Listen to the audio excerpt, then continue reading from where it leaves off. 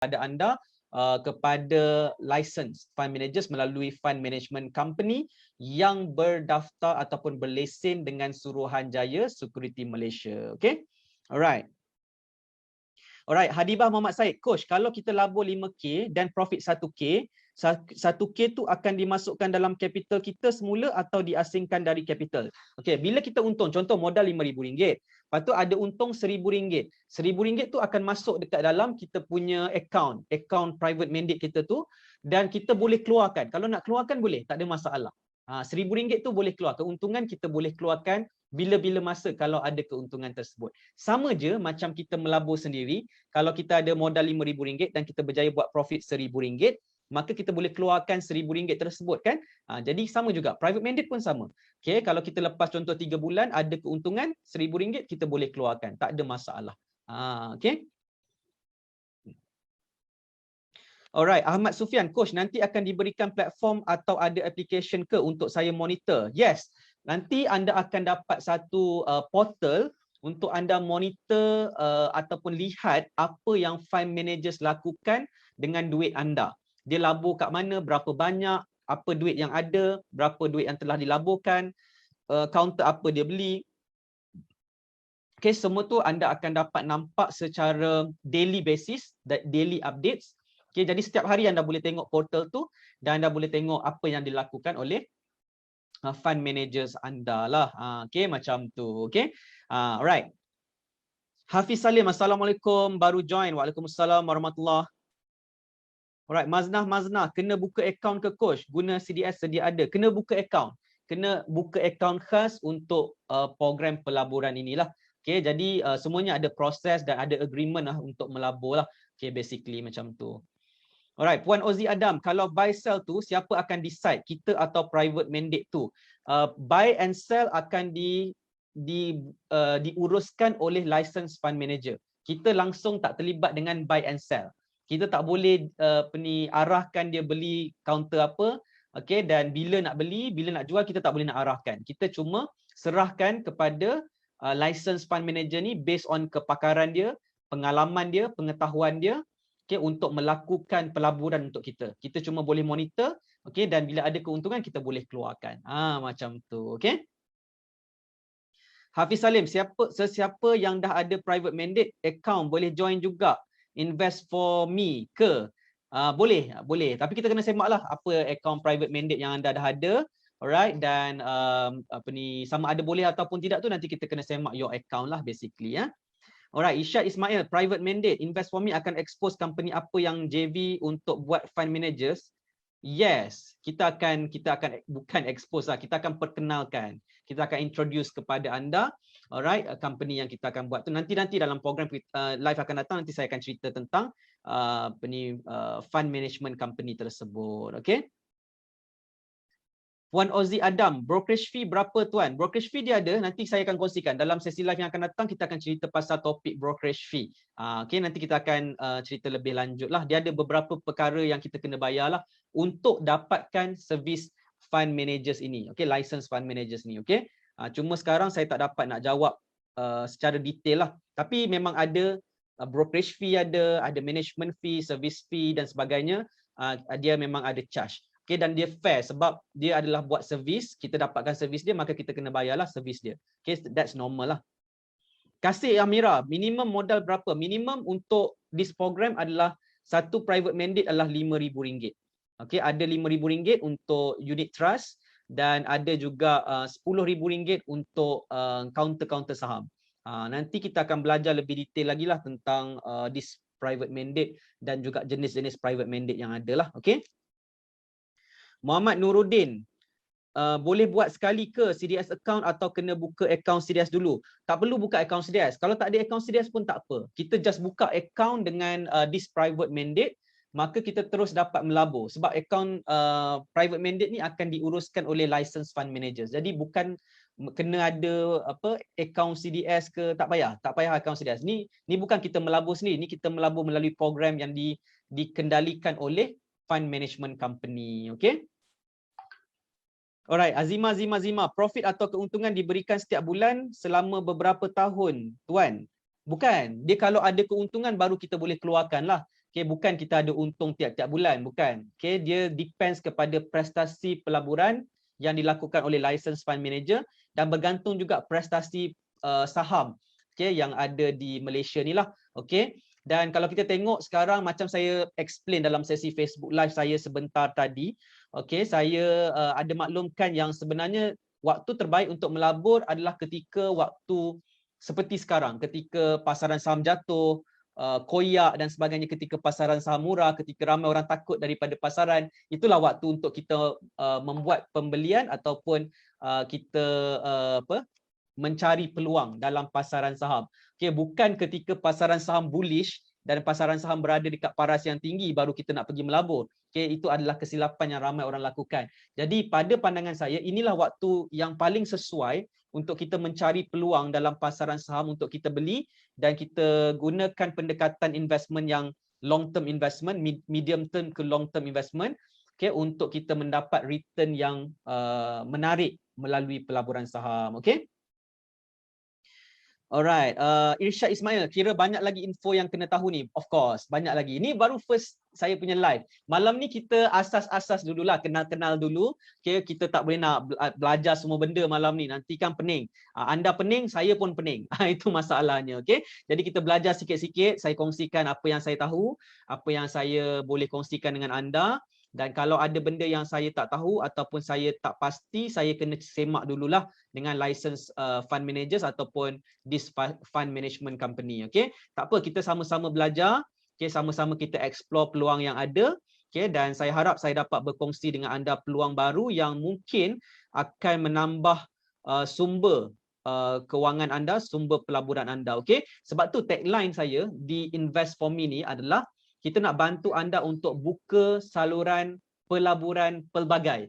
Selalu saya sebut saluran pendapatan pelbagai. Tapi sekarang ni saya nak introduce kepada anda terma saluran pelaburan pelbagai. Okay, multiple sources of investment. Itu kita punya tagline untuk Invest for Me. Di mana kita mungkin sebelum ni dah melabur saham di Bursa Malaysia pakai akaun CDS kita. Alright, kita mungkin dah melabur dalam ASB, kita ada juga pelaburan di EPF. Alright, sekarang ni kita nak buka satu lagi sumber pelaburan iaitu melalui private mandate dan kita nak kuasai ilmu private mandate ni supaya kita dapat melakukan pelaburan yang terbaik melalui private mandate. Okey, dan ingat pesanan saya, bukan semua medium pelaburan ataupun perniagaan akan sentiasa untung. Dia macam ada ups and down. Okay, jadi ada masanya certain sektor dalam perniagaan akan bullish ataupun menguntungkan. Ada masa perniagaan yang sama boleh menyebabkan kerugian. Okay, jadi dia akan ada ups and down lah dalam setiap perniagaan ataupun pelaburan. Itu adalah resmi pelaburan. Jadi bila kita ada multiple sources of investment, kita akan dapat diversify. Okay, jadi ada masanya pelaburan kita, satu-satu pelaburan tu turun, tetapi ada satu pelaburan yang lain naik.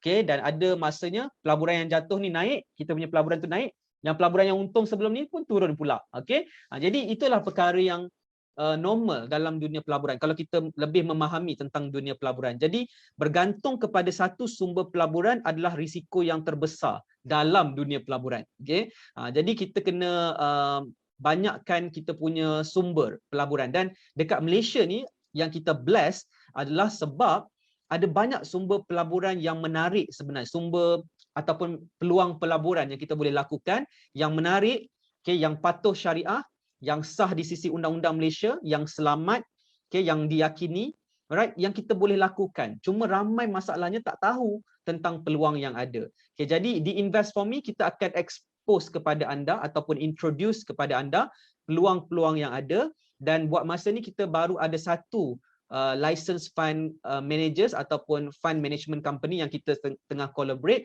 Mungkin next time kita ada banyak lagi fund management company yang kita boleh introduce kepada anda, okay, yang kalau kita dapat collaboration, kita dapat bekerjasama dengan lebih banyak fund management company yang ada dekat Malaysia yang berdaftar. Okay, jadi ini adalah permulaannya. Pada saya permulaan, okay, dan kita punya fokus untuk Invest for Me dalam first program kita ni, kita nak bantu anda untuk start melabur melalui private mandate. Ada dua benda yang anda boleh pilih. Yang pertama adalah unit trust private mandate dan yang kedua adalah private mandate untuk blue chip counters dalam Bursa Malaysia. Dua ni adalah saya punya sasaran untuk anda, untuk saya introduce, dan kita akan boleh lakukannya secara online account opening.